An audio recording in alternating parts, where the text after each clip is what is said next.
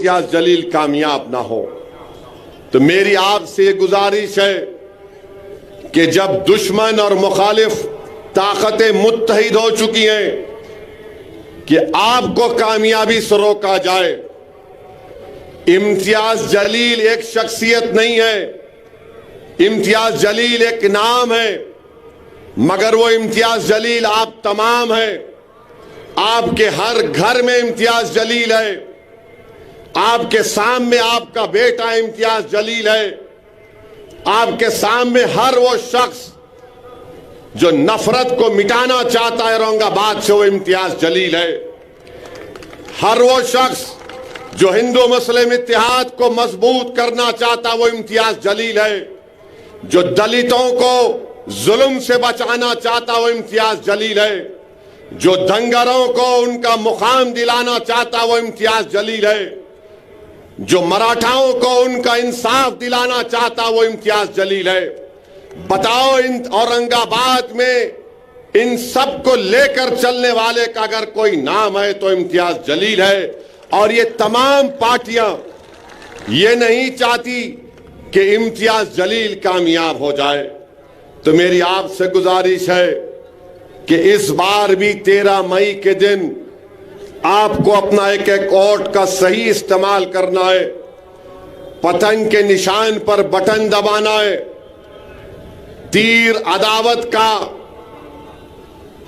आग जो मशाल में है इनको शिकस्त देना है।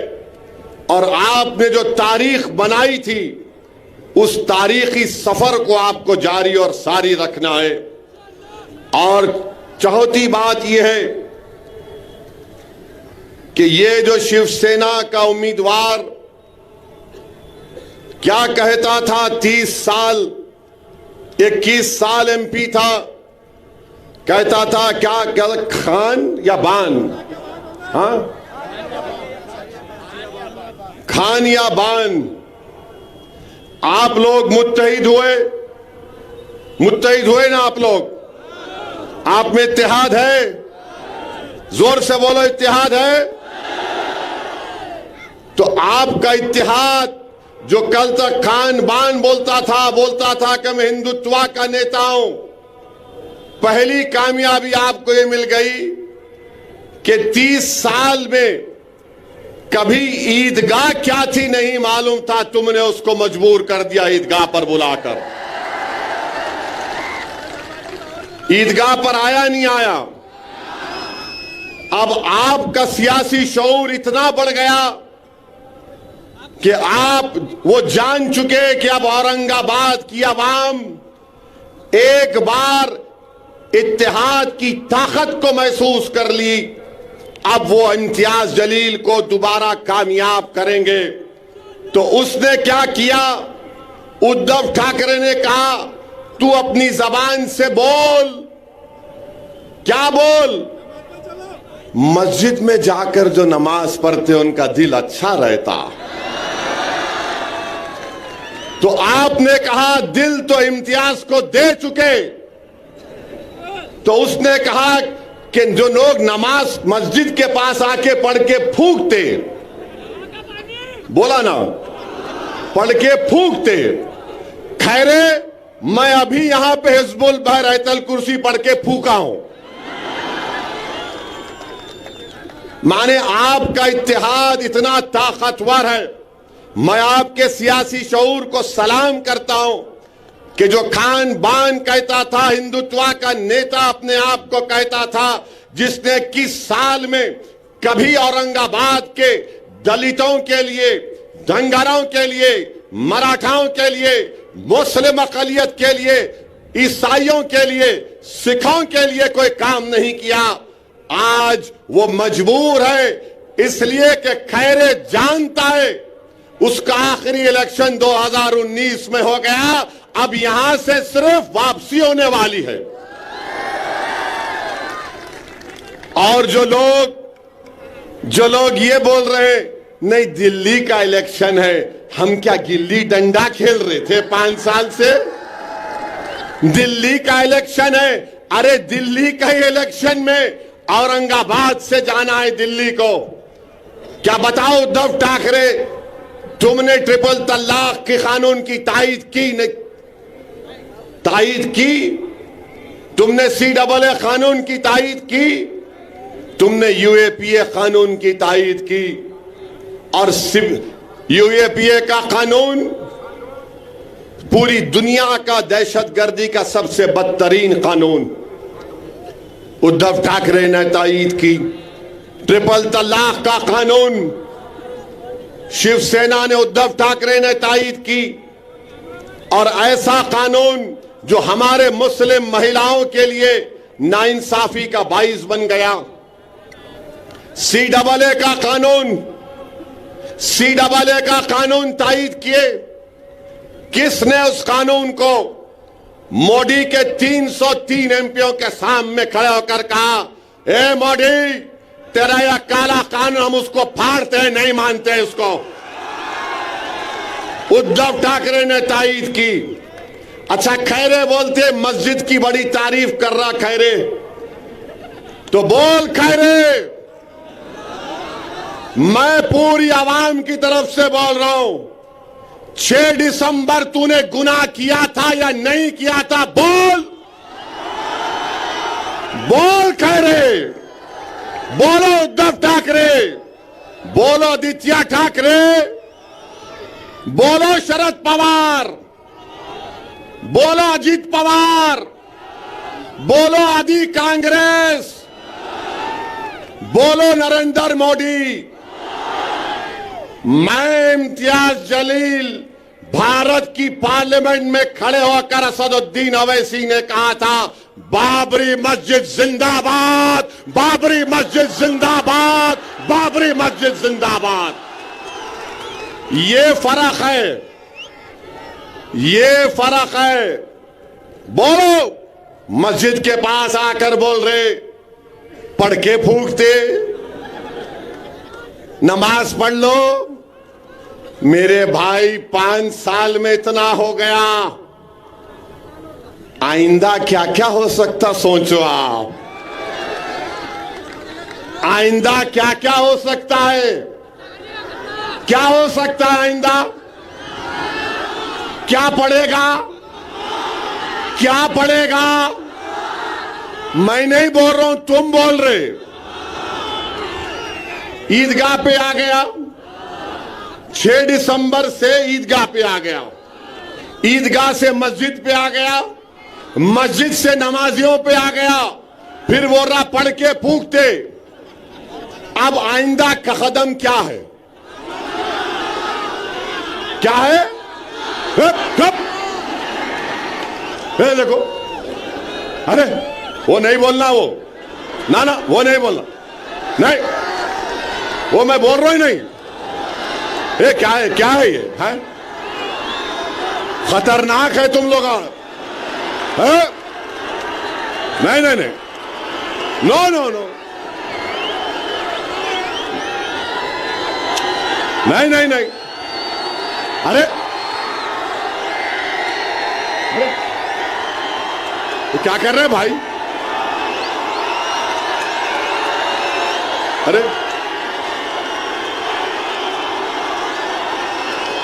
अरे तुम लोग क्या करने वाले हैं? 13 तारीख के दिन, अब सुनो, अब सुनो, 13 तारीख के दिन जो कटिंग करेंगे उसको क्या करेंगे? जो कटिंग करना चाह रहे उनको आप माने वोट, कटिंग से मतलब वोट, ज्यादा उसमें नहीं जाना, ना ना, मैं ऐसा आदमी नहीं हूं। अभी तक नान खलिया नहीं खिलाए मेरे को, खिलाने के बाद क्या हो सकता मेरे पे नहीं मालूम है सर। तो सुनिए, अभी टाइम जा रहा, अरे ठहरो, आखिर में करेंगे पूरा ऑपरेशन। कल भी 2 जलसे है, अभी से पूरी बैटिंग कर लिए तो कैसा। तो आपको मैं बता रहा हूं कि 48 लोकसभा की सीट में से जो नए नए सेक्युलर बने हैं उद्धव ठाकरे, अब वो टिकट नहीं देते। मोदी तो खैर उन्होंने डिसाइड कर लिए, हमको घुसपैठी बोल दिए और मोदी ने कह दिया कि मुस्लिम खवातीन ज्यादा बच्चे पैदा करते। मोदी ने कह दिया कि हिंदू बहनों के गले से मंगलसूत्र छीनकर मुसलमानों को दिया जाएगा। मेरे भाई एक बात समझो, जिस दिन उद्धव ठाकरे को मुख्यमंत्री बनने की कुर्सी मिल जाएगी, जिस दिन उद्धव ठाकरे को अपने बेटे की पॉलिटिकल फ्यूचर की तमानियत मिल जाएगी, उस दिन उद्धव ठाकरे सबको भूल जाएंगे। उस दिन सबको भूल जाएंगे। क्या क्या आपने नहीं लिखा अपने अखबार में कि मुस्लिम माइनॉरिटी को उनके वोट का हक छीन लेना चाहिए। आज आप आकर यहां पर ऐसे लोग भी हैं जो कह रहे नहीं, ऊपर देखो नीचे मत देखो, दिल्ली का इलेक्शन है। अरे बाबू, ऊपर देखे तो पतंग, नीचे देखे भी तो पतंग है इंशाअल्लाह ताला। 48 लोकसभा की सीट में आपने क्यों नहीं दिया? देना था मुंबई से, देना था नागपुर के पास से, क्यों नहीं दिया आपने? आपने इसलिए नहीं दिया क्योंकि जानते हैं कि मुस्लिम अक़लियत के पास कोई विकल्प नहीं है, वो हालत मजबूरी में वोट देंगे। मगर ये भूल गए कि ये 2024 है। अब महाराष्ट्र के दलितों के पास, महाराष्ट्र के दंगारों के पास, महाराष्ट्र के वंचित समाज के पास एक विकल्प है और वो MIM पार्टी है। अब आप ये नहीं समझ सकते कि हम जिसको चाहे खड़ा करेंगे, ये समाज इनको दे देगा। इससे आपको एक पैगाम मिलता है कि औरंगाबाद की सीट जो आपकी है, जो औरंगाबाद की आवाम की है, चाहे किसी समाज का हो, वो आपकी इज्जत को छीनना चाहते हैं।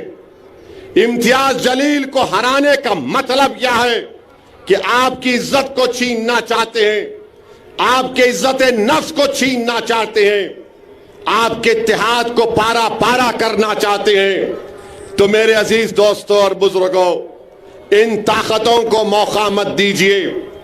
अब वो दूसरा शिवसेना का कैंडिडेट है, क्या नाम उनका?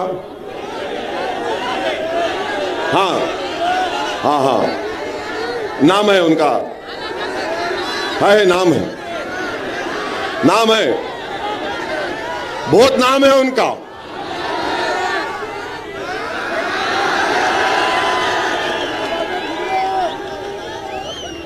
झूम रे भूम रे, झूम बराबर झूम। उन्होंने खुद जोक बनाते उसके ऊपर। और मेरी नजर में मैं शराब को कुत्ते का पेशाब बोलता हूं। मेरा डेमोक्रेटिक राइट है मेरा। अब उन्होंने एक है, उन्होंने जोक बनाते उसके ऊपर। मेरे भाई, एक तरफ घूम रहे और झूम रहे, दूसरी तरफ खैरे, और एक बीच में एक शरीफुल नफ्स, एक मासूम चेहरा रखने वाला आपका खादिम इम्तियाज जलील। आप तीनों की तस्वीर को सामने रखो, बुमरे, खैरे और इम्तियाज जलील, और आपको पता चल जाएगा कि भाई इन दोनों को देखे तो डर लग रहा, इसको देखे तो अपना लग रहा। तो अपनों का साथ दो, देंगे ना आप लोग? 13 तारीख को पूरा एक होकर साथ देंगे ना आप लोग? और जो लोग कटिंग करने पे आए, मत करो, मत करो। मैं तुमसे अपील कर रहा हूं, मैं तुम्हारे अच्छे के लिए बोल रहा हूं। तारीख में तुम्हारा नाम खराब हरूफ में लिखा जाएगा। औरंगाबाद की जब सियासी तारीख लिखी जाएगी तो लोग तुम्हारे नाम को इज्जत से नहीं लेंगे। आप एक थे, एक हैं और एक रहेंगे इंशाअल्लाह ताला। लोग बार बार मीडिया के लोग सवाल करते कि भाई आप इंडी अलायंस में क्यों नहीं गए। 3 मर्तबा इम्तियाज जलील ने अवामी तौर पर स्टेटमेंट दे दिया कि हम लोग अगर बातचीत करेंगे तो हम तैयार हैं, मगर ये लोग बातचीत करने को भी तैयार नहीं थे। मैं आपको एक वाकया सुनाता हूं। एयरपोर्ट पर बैठा हुआ था मैं, आज से चंद दिन पहले मेरे बाजू एक बहुत बड़े इंडी अलायंस के नेता एयरपोर्ट पर देखे। मैं एयरपोर्ट की गेट के पास बैठा हुआ था, वो मेरे बाजू आकर बोले, बहुत बड़े नेता उनके, बोले ओवैसी साहब हाउ आर यू। मैं बोले कैसे है। अब मैं बोला ये कहां सुबह सुबह भला बैठूं। बोला साहब एयरपोर्ट जनता का है, पूछना क्या है, बैठो। आप लोग तो जहां नहीं बैठना वहां जाके बैठ गए। बोले क्या मतलब। मेरा शिवसेना के बाजू बैठ गए। खैर बैठे, बैठ के मेरी बहुत तारीफ किए। आप क्या भाषण देते। मैं दिल में सोच रहा था कि मैं क्या खव्वाल हूं। फिर बोले आप पार्लियामेंट में दलाइल के साथ तकरीर करते। फिर बोले आपका नया एमपी बेहतरीन स्पीकर है और आप पर बहरहाल बहुत सी चीजें बोले। मैं बोला भाई साहब 5 मिनट में आप मेरी पार्टी के एमपी की मेरी तारीफ करें आप, और आपका ताल्लुक महाराष्ट्र से है। ये तारीफ आप जो कर रहे, मेरे को लगता है कि मुनाफिकत है, ये हिपोक्रेसी है। बोले क्यों बोल रहे हैं साहब। बोला आप हमारा इम्तियाज आपको पूछा लो अलायंस में, तो आप लोग बोले नहीं। बोले नहीं ओवैसी साहब ऐसा है, अगर आपको हम ले लेंगे तो हमको जो है दूसरों का वोट नहीं मिलता, हमको दूसरों का वोट नहीं मिलता।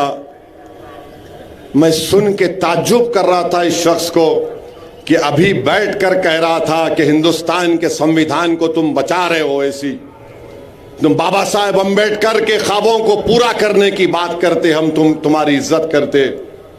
मैं सुन रहा था उनकी गुफ्तगू और कह रहे थे कि नहीं वोट नहीं मिलता है, वो फुला हो जाएगा।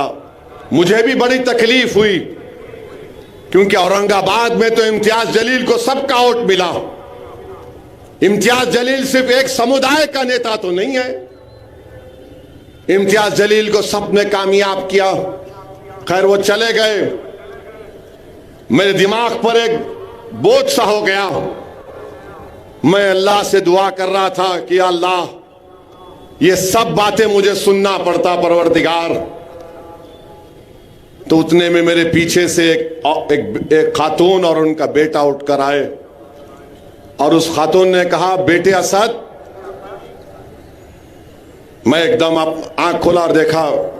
बोले बेटे असद मैं तुम्हारी इसकी बातें सुन रही थी और मुझे तकलीफ हुई इसकी बातें सुनने के बाद, मगर मेरे बेटे तुम सच्चाई पर हो और तुम यकीन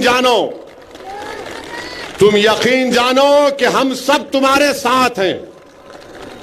इनकी बातों को लेकर तुम तकलीफ मत उठाओ, तुम जहनी बोझ का शिकार मत हो जाओ। मैंने अपने बेटे से कहा कि अगर मैं मर भी जाऊंगी तो तुम असदुद्दीन ओवैसी का साथ नहीं छोड़ना। मेरे आंख में आंसू आ गए, मेरी आंख में आंसू आ गए। मैंने कहा कि अगर आप गैर महरम नहीं रहती तो मैं आपके पैरों को छू लेता। तो उस औरत ने कहा इधर आओ बेटे, और मेरे सर पर हाथ रखा। मेरे आंख से भी 2 कतरे आंसू के निकल गए, उस खातून की आंख से बेशुमार आंसू निकलते गए और बार बार मुझसे कहा, मैं इसकी गुफ्तगू सुन रही थी, मेरा कलेजे में दर्द हो रहा था कि मेरे बेटे को बाजू बिठाकर तारीफ भी करके आज वो कह रहे हैं कि तुमको करीब आने नहीं देंगे। मेरे भाई, जब कभी भी मैं औरंगाबाद को आता हूं और दौरे करता हूं, जिनका मेरा उनका कोई रिश्ता नहीं है, जिनको मैं पहचानता भी नहीं, और जब घरों से हमारी मां और बहनें रो रो कर कहती हैं, ऐसा कहती हैं कि तुम कामयाब हो गए, जब नौजवान कहता है कि भाई कुछ भी हो जाओ हम तुम्हारा साथ नहीं छोड़ेंगे, ज़ईफ लोग बुला बुला कर बोलते कि असदुद्दीन हस्बुनल्लाह नेमल वकील का विर्द करते रहो, तो खुदा की कसम मैं तुम्हारे दरमियान में खड़े होकर कह रहा हूं, मुझे किसी की जरूरत नहीं है, अल्लाह और तुम लोग काफी हो, अल्लाह और तुम लोग काफी हो। ये क्या कर लूंगा इन लोगों के पास जाकर, शायद मुझे शोहरत मिल जाए या कोई मंत्री या पोस्ट मिल जाए, मुझे नहीं चाहिए। मेरे भाई, तुम्हारे दिलों में अल्लाह ने मोहब्बत पैदा की, तुम्हारे आंख में आंसू आ जाते जब मजलिस का जिक्र होता। यही सबसे बड़ी दौलत है, यही सबसे बड़ी दौलत है, यही सबसे बड़ी नेमत है अल्लाह की। मैं फिर से कह रहा हूं तुम्हारे दरमियान में, मैंने अपने घर में भी कहा कि अगर मुझे मौत आ जाए तो मुझे औरंगाबाद के किसी कब्रिस्तान में ले जाकर दफना देना। मुझे औरंगाबाद की जमीन से इतनी मोहब्बत है। मैं जज्बात में लाने को नहीं कह रहा हूं, नहीं मालूम इस जमीन में क्या चीज है कि बहुत यहां पर एक रूहानी सुकून मिलता है। अल्लाह तुम्हारे इस जज्बे को सलामत रखे। डरने और घबराने की जरूरत नहीं है, अल्लाह हमारे साथ है, अल्लाह हमको कामयाब और कामरान करेगा। अरे ये लाख आ जाए, कोशिश कर लें, मुझे यकीन है कि मराठा लोग जो पार्लियामेंट में देख चुके इम्तियाज जलील को कि जिसने मराठाओं के आरक्षण की बात की, धनगर समाज के लोग ये जानते हैं कि इम्तियाज जलील ने बेलौस उनकी लाई और इंसाफ की बात की।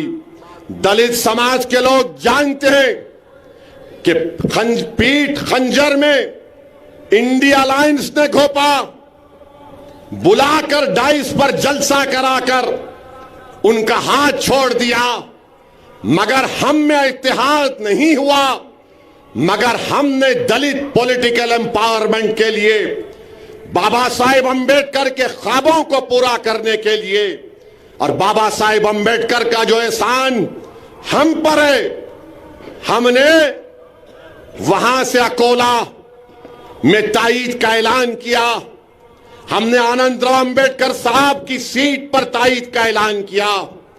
कोई कुछ भी कह ले, मगर हम हमेशा से ये बात कहते आ रहे हैं कि वंचित समाज को एक होना पड़ेगा, और वंचित समाज जब एक होगी तभी हकीकी मानों में इंसाफ मिलेगा।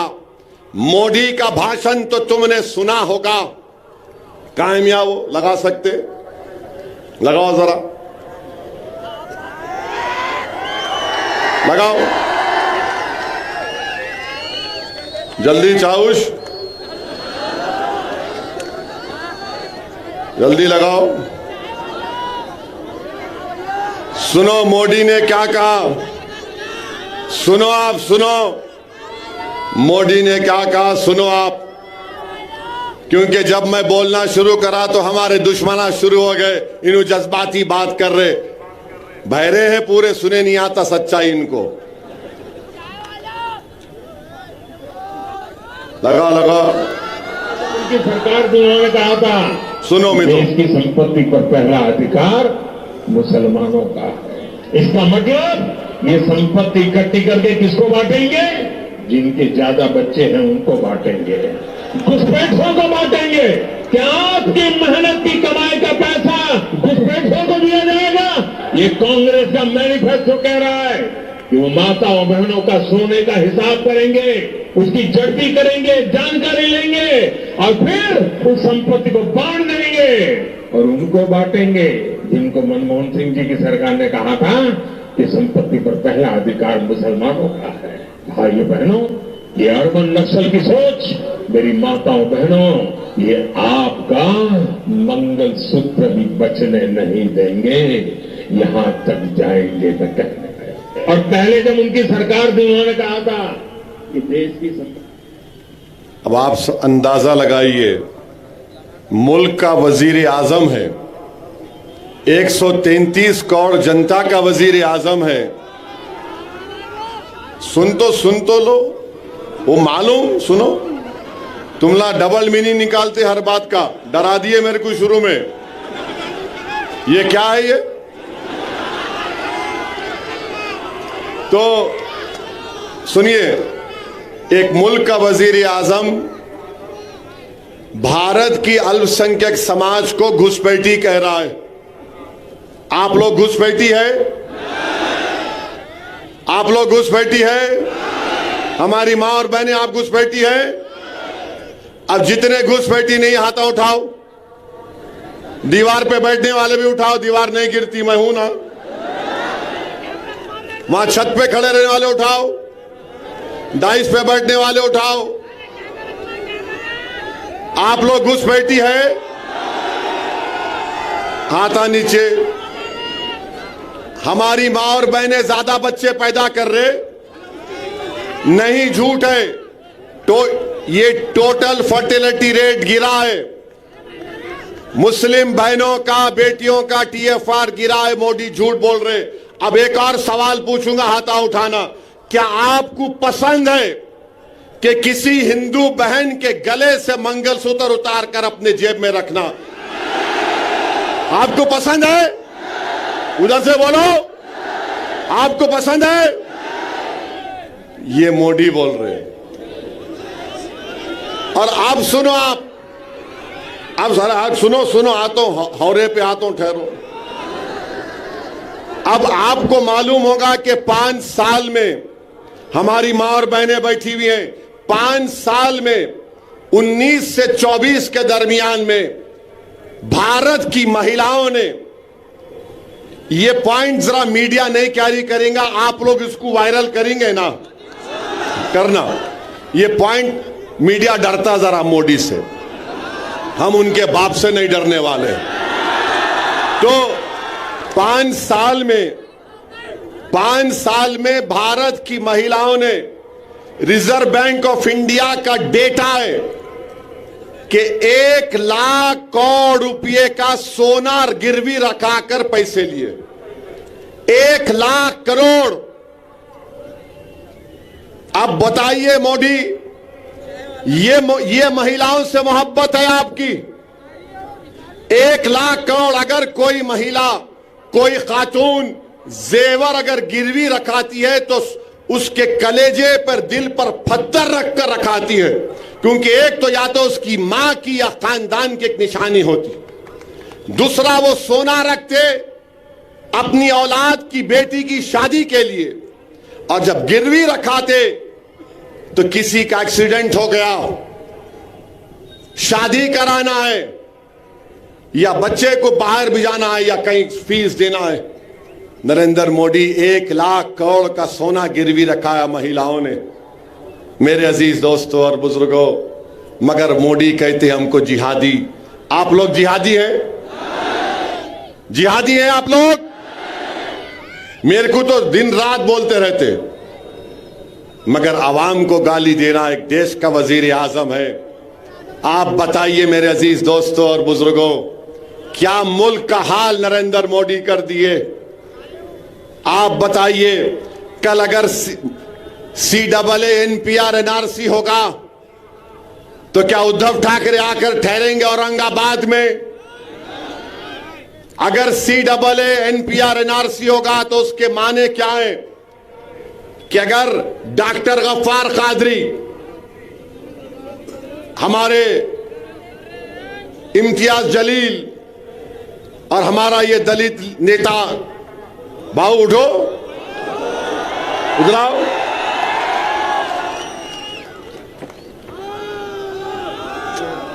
बहुत अच्छा है इन्हें।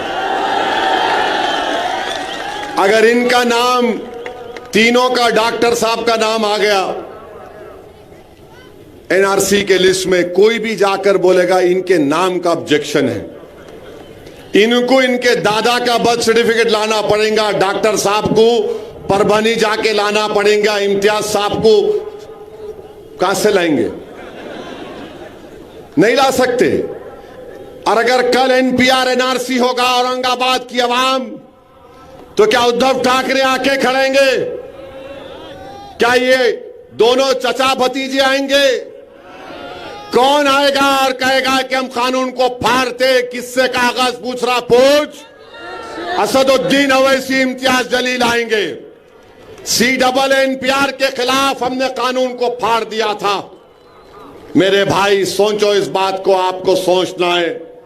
13 तारीख को जब वोट डालने जाएंगे, मेरी इन तमाम बातों पर गौर करिए। और ये जो देशभक्ति की बात ये आरएसएस के लोग करते हैं, ये देशभक्ति की बात ये दोनों शिवसेना वाले करते हैं। अरे बताओ, चीन 2000 स्क्वायर किलोमीटर पर कब्जा करके बैठा हुआ है। ना मोदी के मुंह से निकलता है चीन, ना आरएसएस की जबान से निकलता है। कितने मर्तबा हमने पुकार पुकार कर कहा कि चीन कब्जा करके बैठ गया, मगर मोदी कुछ बोलते नहीं है। मगर मोदी बोलेंगे बच्चे पैदा कर रहे। अच्छा, बाय द वे, मोदी के खुद 6 भाई हैं। अमित शाह के 6 बहनें हैं। गोलवालकर के इधर देखो, यहां है, कुछ भी नहीं है इधर। गोलवालकर के 11 पैदा किए उनके डैडी, मगर इल्जाम हम पे लगा रहे। तो मेरे भाई, एक शेर आपके सामने रखकर, बल्कि 2-3 शेर है। एक हैदराबाद के एक मजाहिया शायर थे, मोइन बंबू नाम था उनका। तो मोइन बंबू बोले, काम नहीं होने के क्यों करने को जा रहे चिचा, भीगी बारूद को तुम आग लगा रहे चिचा, मोटे शीशे की छड़ी आंख पे ऐनक, फिर भी नजरें शीला की जवानी पे लगा रहे चिचा। ये मैं नहीं बोला, ये मोइन बंबू बोले। हाँ, एक बात अब ये सुनो आप, ये मजे का है बहुत, ये काफी हिट हो गया। ये एक हैदराबाद के दखन के एक मजाहिया शायर थे, उनका नाम क्या था? नाम है हरी सिंह। अब समझ जाना किसको बोल रहा हूं मैं, मेरा साथ देना। अम्मा बाबा को भूल गया हो रे, सारी जनता को हौला बना रहा, हिंदू मुसलमान को लड़ा रहा, शादी करके जोरू को भगाता, एनआरसी बोल के हमको डराता, बार बार बाहर के दौरे करता, जनता के पैसे बर्बाद करता, कातिल और जानियों को छोड़ता, बेगुनाहों को कैद करता, मंगलसूत्रों की झूठी अफवाह उड़ाता, गरीब लोगों को मजाक उड़ाता, लोगों को तकलीफ देके खुश होता, चौकीदार बन के उछल रहा, अपनी औकात भूल गया। अब आप 13 तारीख को मेरे को आके नहीं बोलना पड़ेगा, अरे हो रे कहाँ है रे। तो आप लोग सब 13 तारीख को औरंगाबाद की फिजाओं में क्या नजर आएगा? औरंगाबाद की फिजाओं में क्या नजर आएगा? औरंगाबाद की फिजाओं में क्या नजर आएगा? कौन जीतेगा? जीतने वाले का नाम क्या होगा? जोर से बोलो, जोर से बोलो, औरंगाबाद जिंदाबाद, औरंगाबाद जिंदाबाद। अब आप डाल के खींचना, कैसा खींचेंगे? डाल के रप रप रप रप रप रप रप पूरे खैरे भूमरे पूरे गैब, और इम्तियाज जलील को कामयाब करिए। ये कोई इम्तियाज जलील साहब का रिकॉर्ड है, रिपोर्ट कार्ड है। खैरे तो नहीं पढ़ सकते मेरे को मालूम, भूमरे भी नहीं पढ़ेंगे। ये पूरा रिकॉर्ड है। देखिए, 5 साल में 1.5 साल तो कोविड था। इम्तियाज साहब के ये रिपोर्ट कार्ड है, इसका जरूर मुताला करिए। और इंशाल्लाह कल 2 जलसे कहाँ पे हैं? एक वालूज में है, हाँ, शाम में वालूज में इंशाल्लाह शाम में 5 बजे, और railway station Moinul Uloom school के ऊपर रात में 7 बजे से शुरू होगा इंशाल्लाह जलसा। सलाम वालेकुम। कीजिए कीजिए। 7 नंबर है, बोलिएगा। बटन नंबर 7 है। बटन नंबर 7 है और बटन नंबर 7 पे बटन दबाइए पतंग के ऊपर। सलाम। हाँ होगा, कितने बार खींचो भाई, खींचो भाई, खींचो भाई, खींचो। मैं इधर से खैरे को खींच रहा हूं, उधर से बूमरे को खींच रहे, अभी मोदी को भी खींच देंगे। बस चलिए। लेडीज वहीं रुकी रहे।